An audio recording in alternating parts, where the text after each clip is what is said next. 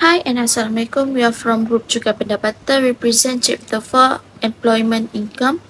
There is three subtopics that we have to cover, which is subtopic 11, computation of value of living accommodation, subtopic 12, unapproved fund or scheme, subtopic 13, compensation for loss of unemployment. There is also an overview of content for each subtopic that cover up or explain the overall of each topic. Hi, my name is FIRZAN BINTI ASMADI and my metric number is AAT20203 and I'm currently doing my degree in accounting at University Malaysia Kelantan, UMK. I can say that I have a few roles in this group project, which is content creator. I develop written report contents or any matter required for the project and ensure the clarity and quality of the written deliverable. Next, as an editor, I was required to review and edit the writer content for grammar, style, and clarity. Other than that, I must ensure the project meet a high quality standard. Finally, I can say that I'm also a designer because I need to create the visual element, graphic, and design required for the project, and also ensure the visual appealing and a professional presentation.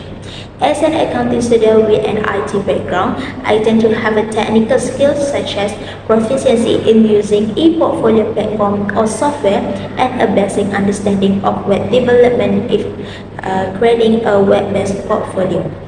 I know a little about the multimedia tool for incorporating image, video, and interactive content.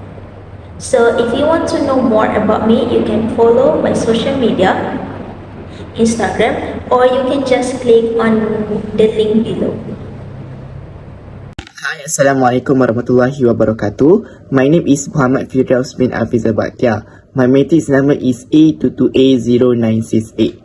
I am currently pursuing my degree in accounting at the University Malaysia Kelantan, and I am at the second year student. My ambition is to work at one of the big firms in the accounting field. I am a very committed student and passionate about my work.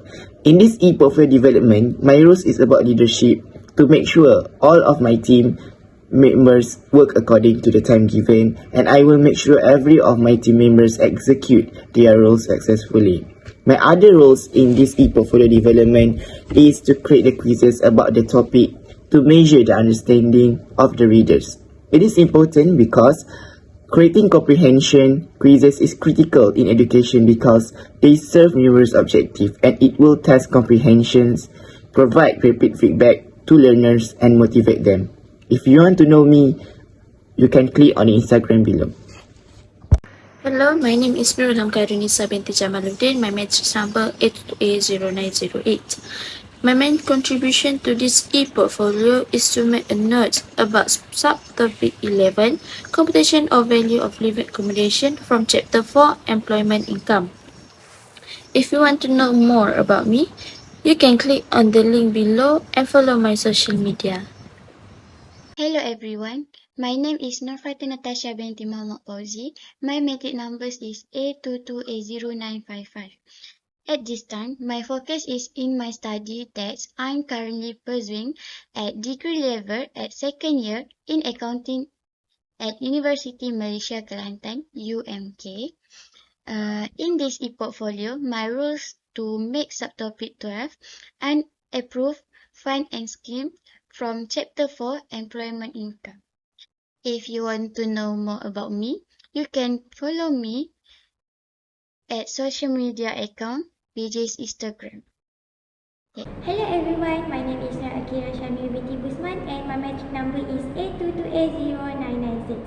And right now, I am furthering my studies at University Malaysia Kelantan in degree as an accounting student. My role in this group project is being a researcher. As we all know, this role is also important to ensure the quality and functionality of the final project deliverables, and at the same time, ensures that the project is well informed and backed by relevant information.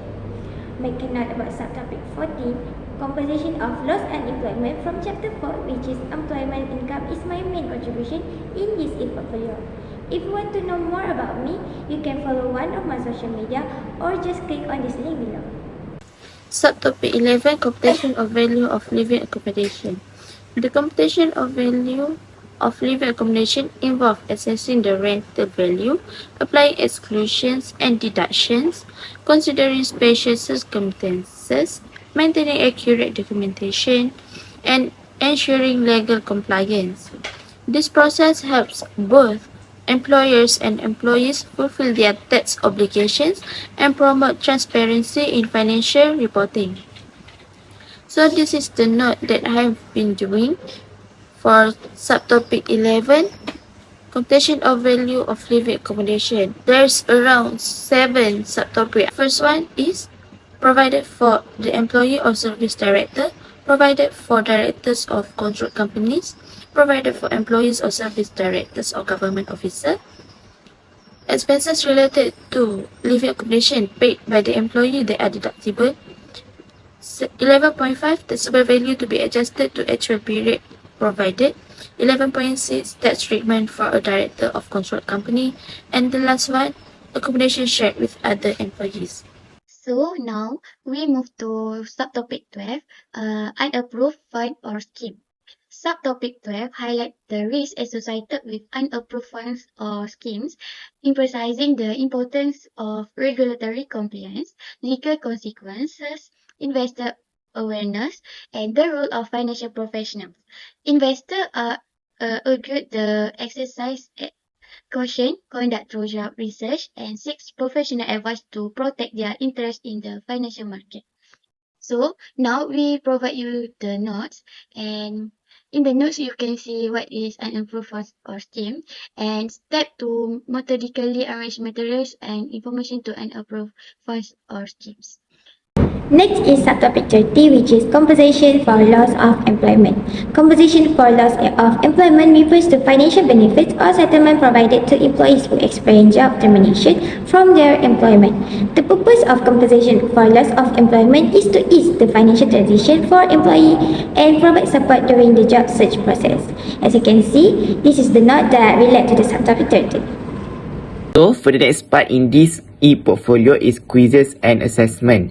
So for the topic 11, we have for topic 11, computation of value of living accommodation. We have 3 parts of quiz. First, we have the multiple choice question. We have the true false question, and we have the short answer question. All of this part will consist of 3 questions. For the topic 12, unapproved fund scheme, also we have 3 type of quiz. First the MCQ, multiple choice question. We have the short answer question, and we have the true or false question. And all of this part consists of 3 questions. For the last subtopic, compensations of lost employment, we only have 2 types of quiz, multiple choice questions and the short answer question, and both of these part consist of 3 questions.